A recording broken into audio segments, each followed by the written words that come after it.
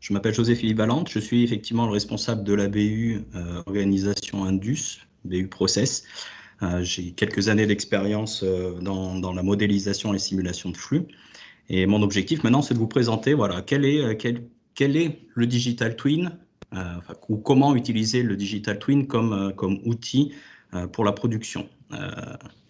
Donc, on va commencer d'abord par la définition d'un Digital Twin. Donc, c'est un modèle numérique, une réplique numérique d'un objet ou d'un processus qui, dans un environnement de données réalistes, reproduit le comportement du système qu'il est censé représenter. Donc, deux points sont importants justement dans cette définition, c'est la notion de modèle numérique et la notion de données. Pour les aspects construction d'un modèle numérique, il y a deux axes principaux qui sont utilisés. On a, on va dire, l'axe traditionnel, en utilisant l'ingénierie traditionnelle, c'est-à-dire transposer les connaissances du système via un ingénieur dans des outils informatiques spécifiques. L'autre possibilité de pouvoir créer ce modèle numérique, c'est plutôt d'utiliser les notions d'IT, c'est-à-dire la reconstruction ou l'interpolation du système par l'analyse des données que le système a générées durant son cycle de vie. Donc voilà les deux points principaux.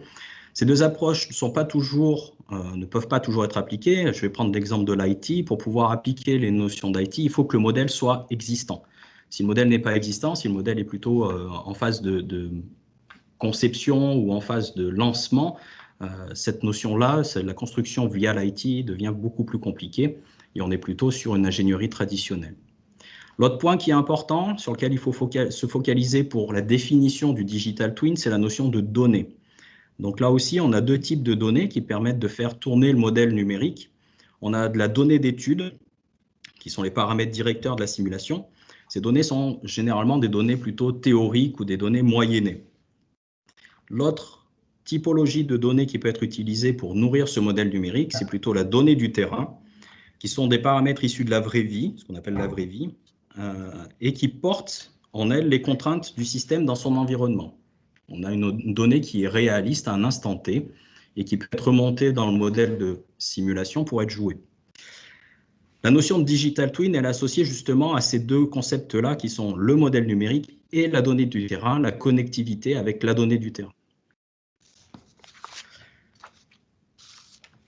Si tu peux passer à la slide suivante, s'il te plaît. Donc, les champs d'application du Digital Twin, on va retrouver cette notion de Digital Twin ou des modèles numériques qui sont des digitaux, enfin des jumeaux numériques, dans les domaines de la mécanique traditionnelle, dans les domaines de la fluidique, la CFD.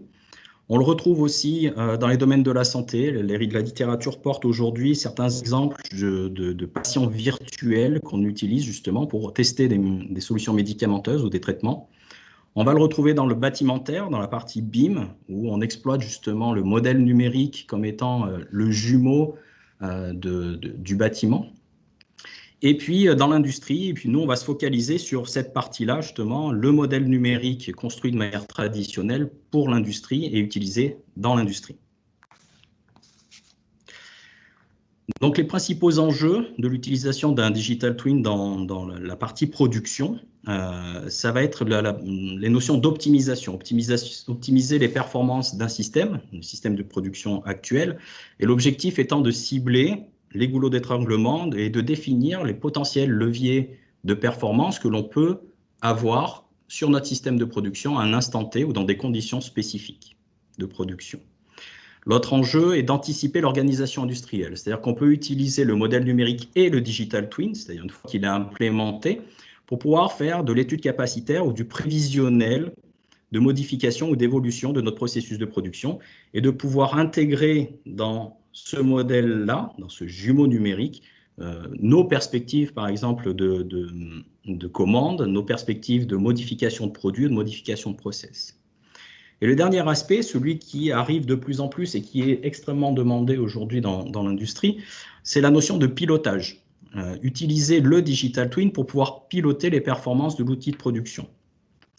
L'objectif, c'est de pouvoir utiliser cet outil-là, qui est opérationnel, pour nous aider ou pour aider l'entreprise à prendre les bonnes décisions en fonction d'un contexte spécifique. Donc l'objectif, c'est d'optimiser les flux, la planification et l'ordonnancement. si on pouvait pas... Voilà. Donc aujourd'hui, l'utilisation du Digital Twin dans la partie production, c'est vraiment d'apporter un outil d'aide à la décision. Donc si tu pouvais avancer un petit peu. Donc l'objectif, effectivement, c'est de pouvoir apporter cette brique décidée à la partie production. Donc c'est permettre d'anticiper, de piloter la production en prenant en compte l'état du système à un instant T et en déroulant le plan de production prévisionnel à partir de cet instant-là. L'objectif est de permettre de donner de l'information sur différents éléments qui sont la planification de l'ordonnancement. Les questions qu'on pourrait se poser, c'est sont-elles valides dans les conditions actuelles de production? Ne peut-elle pas être... est-ce qu'elle permet d'atteindre les objectifs capacitaires que l'on s'est fixés pour le système de production? L'autre point sur lequel il peut apporter de l'information, c'est la notion de gestion des ressources humaines et matérielles. Suis-je suffisamment staffé? Où sont mes goulots? Comment dégoulotter? Quelles alternatives est-ce que je peux mettre en place pour pouvoir absorber la production lorsque j'ai un problème spécifique qui est intervenu? Donc ça, le Digital Twin est capable de pouvoir donner de l'information sur ces sujets-là. Les autres points sont par exemple la gestion des encours. Est-ce que mes appros sont suffisantes?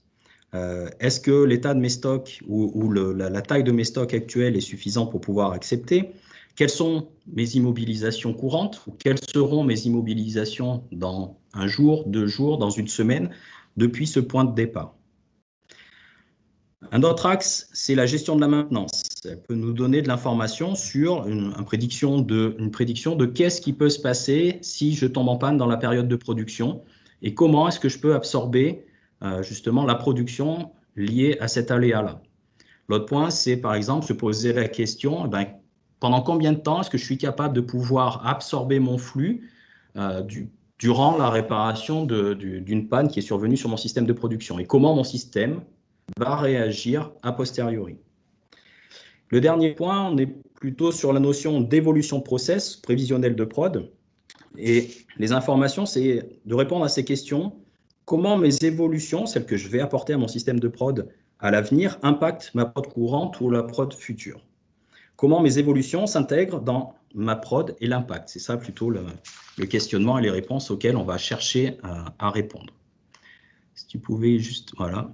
Donc, le Digital Twin au niveau de la production va nous apporter l'opportunité de pouvoir tester sans risque des scénarios de production. Alors, impossible ou difficilement testable dans la vie réelle, ou si on le fait dans la vie réelle, il y aura forcément des impacts sur notre production. L'objectif aussi, c'est de challenger régulièrement la planification sur le site industriel. C'est de se dire aujourd'hui, j'ai une production, j'ai un aléa, j'ai quelque chose qui va se passer à un moment donné, comment je vais pouvoir réorganiser mon plan de production, comment le système va réagir si je le réordonnance ou si je le replanifie, comment mon système va réagir à cela. Donc l'objectif final, c'est bien d'être réactif face aux aléas de production et d'introduire justement ces notions de réactivité au sein de la production et de la gestion de la production. Donc le point primordial, là on le voit, c'est de positionner le Digital Twin au bon niveau dans la production et surtout de le connecter à son environnement. Il est nécessaire que les données, pour avoir une meilleure représentativité et pour avoir des résultats qui soient fiables et robustes, il est nécessaire que les données soient à jour et quasiment captées en temps réel. Donc cette notion de connectivité dans l'environnement est extrêmement importante. Si on connecte le Digital Twin de manière automatique dans son environnement, il sera beaucoup plus simple à utiliser. On est sûr que les données sont à jour, on va limiter les risques d'erreur. Et à partir de là, on peut avoir un prédictif qui est beaucoup plus fiable et robuste. Donc là, on a un exemple de schématique dans lequel vient s'inscrire justement le Digital Twin. C'est des connexions entre l'ERP, donc le système de planification des ressources de la société, et puis le MES, qui est plutôt l'outil de récupération d'informations, la remontée d'informations de la production. Et donc, on voit qu'avec ces deux typologies de données, lorsque je suis connecté à ces deux éléments, j'ai bien d'un côté mon MES qui va me donner l'état de la production en temps réel, et donc me donner mon T0 pour pouvoir utiliser mon outil, et de l'autre côté, mon ERP qui va me donner mes prévisionnels de production, de disponibilité des ressources, pour pouvoir jouer, on va dire, l'avenir, pour pouvoir anticiper ou prédire ce qui va se passer dans les jours ou les semaines à venir.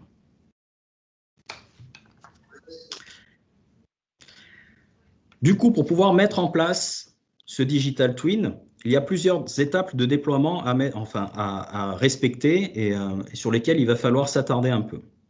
Mais avant de parler plutôt de la partie cycle de vie, on va parler plutôt de la notion de stratégie. Alors, si tu pouvais avancer la slide d'après.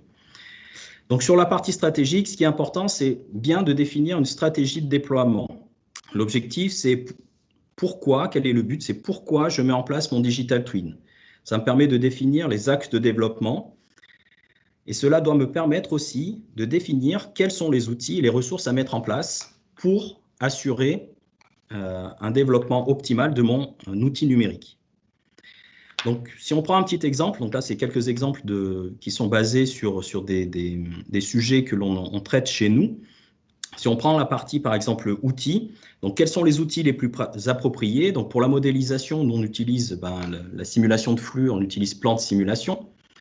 Pour la partie connectivité et traitement de la donnée, on est sur des outils de type MySQL ou SQLite aussi. C'est des bases de données. On est capable de traiter justement et d'interagir avec les bases de données au travers de ces outils-là. Définir aussi des outils qui nous permettent de générer une interface utilisateur qui va nous permettre de rendre l'utilisation du digital twin plus simple et plus aisée pour l'utilisateur final. Et puis des outils aussi qui nous permettent l'interopérabilité de ce digital twin dans son environnement. Donc là, on utilise des solutions de type Mendix, qui sont des solutions de développement low-code, qui nous permet justement de faire la connectivité, un petit peu l'IT dans l'environnement du modèle numérique. Pour la notion de ressources, on va être plutôt, la question c'est quels sont les acteurs et les instances de pilotage à mettre en place pour pouvoir justement créer cet outil-là et pour pouvoir le développer, le mettre en place chez nous. Donc, toujours dans cette philosophie de notion d'intégrateur, il y a des ressources qu'il faut mettre en place du côté client et des ressources qu'il faut mettre en place du côté intégrateur. Donc, chez le client, on a plutôt besoin d'un chef de projet qui aura une vision globale et la maîtrise de l'intégration du produit dans l'environnement du client. Des personnes qui ont plutôt des profils d'analystes de données, justement, puisque la donnée, c'est le cœur du digital twin. Donc, il va falloir des personnes qui soient capables de manager cette donnée chez le client, de pouvoir créer les pools de données pour pouvoir alimenter l'outil. Et puis, des experts en process et en flux qui vont permettre justement de pouvoir développer et créer le digital twin, l'outil simulation, le modèle numérique qui est le cœur en fait du digital twin. Du côté intégration de solutions, on est plutôt sur des profils architectes de projet qui vont être capables de justement créer toute l'architecture de l'outil et de connectivité dans l'environnement. Des personnes qui ont des profils aussi analystes pour la partie méthode de numérisation, méthode d'optimisation ou traitement de la donnée. Et puis la partie développeur, plutôt axé process industriel et modélisation de ce process-là.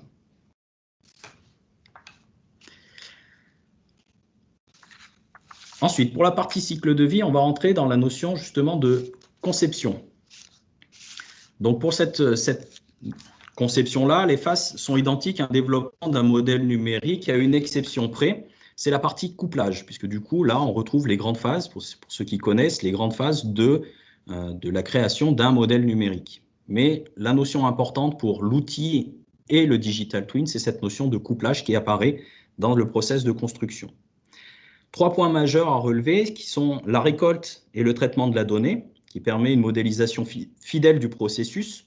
Donc ça, c'est l'élément, c'est le point d'entrée qui est primordial. Ensuite, on va avoir les notions de validation qui sont extrêmement importantes aussi, qui vont permettre de s'assurer de la représentativité fonctionnelle. Et puis, une autre notion qui est la notion de recalage qui permet d'ajuster le comportement par rapport à la vraie vie. Donc, en fonction du besoin, il existe 2 types de développement de digital twin. Donc, si vous pouvez cliquer, s'il te plaît. Voilà, on va retrouver la notion de modèle unique qui est dédié à une usine ou à un atelier. Donc, on va travailler plutôt en one-shot avec un modèle qui est modulaire et avec un développement qui est relativement court puisqu'on est focalisé sur un périmètre. Et puis, on peut aller sur des modèles plutôt reproductibles. Et là, on va parler plutôt d'industrialisation du modèle qui va permettre de réaliser plusieurs ateliers dans une usine ou même plusieurs usines différentes qui utilisent le même type de process industriel. Et là, on va retrouver, par exemple, sur des entreprises qui sont worldwide, la possibilité de pouvoir faire des outils digitaux pour chacune de leurs usines. Et à ce moment-là, on va plutôt créer ce qu'on appelle un hub projet qui va permettre de positionner des équipes locales ou déportées pour pouvoir créer ces outils et les maintenir dans le temps. La rentabilité de cette partie industrielle ou outils reproductibles, elle est liée bien sûr au nombre de sites à digitaliser. Si on passe ensuite à la partie plutôt utilisation, donc dans le cycle de vie, on a parlé de la conception, là on va parler de l'utilisation. Donc les points importants dans cette phase d'utilisation sont la gestion de la donnée d'entrée. Les données doivent être à jour et robustes. Sans ces données robustes, il sera vraiment difficile d'avoir des résultats qui soient fiables. Il va falloir un pilote de modèle. Donc l'utilisation du DT comme outil nécessitera une connaissance du processus et un savoir analyser ou un savoir interpréter les résultats qui sont essentiels justement pour pouvoir faire les projections et faire les bonnes analyses. Dans certains cas, c'est le pilote de modèle qui est en charge de concaténer les données et de les introduire dans le modèle numérique. Ça, c'est le cas où, par exemple, la donnée est dispersée dans l'entreprise sur différents supports qui ne sont pas forcément informatiques ou qui ne sont pas forcément connectés. Par exemple, je vais prendre un planning de prod qui est sur un fichier Excel. Il n'est pas forcément dans le l'ERP, donc il va falloir récupérer ces informations et les mettre dedans. Et si on veut une utilisation optimale et fiable de l'outil du Digital Twin, il va falloir travailler justement sur cette gestion de données en amont de l'intégration du Digital Twin pour pouvoir automatiser la phase de récupération de l'information. C'est extrêmement important. L'outil DT peut être utilisé à plusieurs échelles de temps. Donc on voit là des fréquences d'utilisation qui peuvent être de l'ordre du mois pour avoir une vision globale des objectifs de prod sur le mois. Une vision à la semaine pour une planification de la charge, une utilisation à la journée pour la gestion des ressources et des aléas. On peut aussi utiliser le Digital Twin à l'échelle de l'année pour pouvoir travailler, par exemple, sur des prévisionnels de commandes, sur des évolutions de process ou des évolutions de produits ou d'intégration de nouveaux produits dans la chaîne de fabrication, pour pouvoir tester, par exemple, des phases de ramp-up aussi. Donc, ce jumeau numérique va être utilisé en tant qu'outil court terme, mais peut être aussi utilisé par d'autres instances comme des outils long terme, des outils de prévision long terme. Donc, dans sa phase d'utilisation, effectivement, le DT peut être utilisé à plusieurs niveaux pour justifier la stratégie de développement des produits, développement du process aussi, les évolutions du process à l'avenir. Pour piloter la production, on en a parlé, il est aussi utilisé, ou il peut être utilisé pour former ou informer. Donc former par exemple des personnes à la planification ou au pilotage de la production, sans être directement en interaction avec le système réel. Et toutes les erreurs qu'on fera, elles seront dans le Digital Twin et non pas sur la production, et on ne verra pas les impacts sur la production directement. Donc ça peut être aussi un outil de formation et d'information pour apporter de l'information à différents niveaux dans l'entreprise. Donc, on peut adresser les différents niveaux. Ça peut être la direction de l'usine. On peut adresser la direction technique sur toute la partie gestion de production, méthode de planification, méthode et planification. On peut aussi apporter de l'information, on peut adresser aussi les niveaux direction commerciale concernant la capacité de prod, l'intégration de nouvelles commandes, l'intégration de nouveaux produits. Donc, ça peut être extrêmement intéressant d'utiliser justement ce digital pour pouvoir faire une projection et montrer cette projection directement aux instances commerciales. Ce qui est important, c'est la définition des KPI, des indicateurs en fonction de la cible. Donc là, on va passer aux dernières étapes du cycle de vie, qui est la partie maintenance et évolution, puisque du coup, c'est un outil, donc il va être amené à vivre et à évoluer dans le processus industriel. Donc, les aspects doivent être travaillés sur deux périmètres principaux, qui sont l'architecture et le modèle. Donc, il existe plusieurs niveaux qui vont permettre de gérer différents éléments avec des intervenants différents. Donc, le niveau 0, ici, il doit permettre de gérer les données du terrain et les paramètres du modèle. Il est géré par le responsable de prod, par le pilote du Digital Twin pour assurer une viabilité et robustesse des données. Donc, ces personnes devront être formées à l'utilisation du modèle. Le niveau suivant, c'est le niveau 1, qui doit permettre, lui, de gérer les changements de configuration de la production sur le terrain et dans l'outil. C'est-à-dire, par exemple, rajouter une machine spécifique, rajouter un stock, venir faire une modification de la configuration de l'atelier. Ça, on est plutôt à ce niveau 1 et il sera fait plutôt par des personnes qui sont formées à la modification du digital twin. Donc, il y a cette notion de formation, alors pas à l'outil digital twin, mais formation au développement du digital. Et puis le dernier niveau qui, lui, va permettre plutôt de gérer des changements qui sont beaucoup plus conséquents, beaucoup plus gros, et qui affectent plutôt l'organisation et la stratégie de production. Donc celui-ci sera géré plutôt par les développeurs ou les intégrateurs de l'outil initiaux, puisque ça nécessitera quand même de rentrer beaucoup plus en profondeur dans l'outil pour pouvoir faire des modifications plus importantes. Donc du coup, on a beaucoup parlé de l'outil Digital Twin sur les aspects techniques, mais aujourd'hui, ce qu'il faut se rendre compte, c'est que le Digital Twin, c'est avant tout un projet humain, un projet collaboratif qui commence chez le client, qui commence chez vous et qui se définit en 4 étapes majeures. Donc une première étape qui est la partie diagnostique qui va permettre d'identifier les problématiques industrielles, les points spécifiques de la production pour pouvoir identifier les besoins de l'outil et à quels besoins il devra répondre. Ensuite, la mise en place de la stratégie pour définir les enjeux, les résultats attendus. Je vous parlais de KPI tout à l'heure, ça va être un des résultats qui est attendu justement. Définir les moyens alloués au projet ou les ressources qu'il va falloir mettre en place dans le projet. Préciser en quoi le jumeau numérique est la bonne solution aussi, parce que peut-être que dans vos besoins ou dans la configuration de votre production, le jumeau numérique n'est pas forcément l'outil le plus approprié. Il peut y avoir des outils autres, tels des APS, des outils de planification qui peuvent être largement suffisants. Mais lorsque vous rentrez dans un niveau de complexité, de mix produit, de gestion des ressources, le Digital Twin va apporter beaucoup plus d'informations. Donc là, il va falloir aussi évaluer si le Digital Twin est le bon niveau, quoi. Et définir une stratégie de développement et de déploiement de cet outil-là. Ensuite, une autre étape sur laquelle il faut travailler, c'est la partie technologique, c'est définir le cahier des charges, pour que la solution s'intègre dans l'écosystème numérique déjà en place. Et c'est cette notion d'interopérabilité que j'évoquais tout à l'heure qui sera primordiale aussi.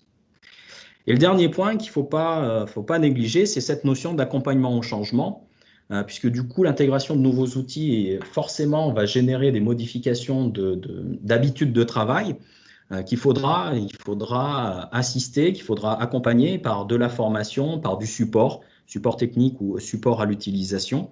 Et ça, c'est un point qu'il va falloir aussi travailler en amont du projet, dans la partie plutôt client, et puis durant le projet, dans la partie intégration en elle-même. Donc voilà sur toute la partie cycle de vie. Aujourd'hui, InnoProd, nous travaillons justement à accompagner nos clients dans ces différentes phases, dans les phases par exemple de développement. Donc on travaille avec nos clients sur la définition des besoins, l'élaboration de la stratégie de développement et de déploiement justement, puisque du coup, pour pouvoir intégrer ces outils-là, on l'a vu tout à l'heure, c'est extrêmement important d'avoir cette visualisation sur la notion de déploiement, définir les tableaux de bord, voilà, et recaler le modèle, le développer.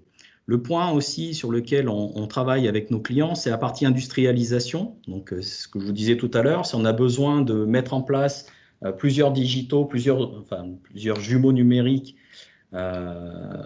chez nos clients, on va travailler avec lui sur cette stratégie d'industrialisation, comment je peux rendre le modèle modulaire pour pouvoir l'adapter, travailler sur la partie planning, création des applications pour faciliter l'interface aussi. Ça, c'est les choses que l'on fait pour nos clients. Cette partie industrialisation. Et puis le dernier point, c'est la partie support. Donc définition des règles d'évolution et de maintenance des jumeaux numériques, le support aux équipes, comme je vous disais tout à l'heure, on les accompagne dans les aspects formation, montée en compétences sur l'outil et sur l'utilisation de l'outil.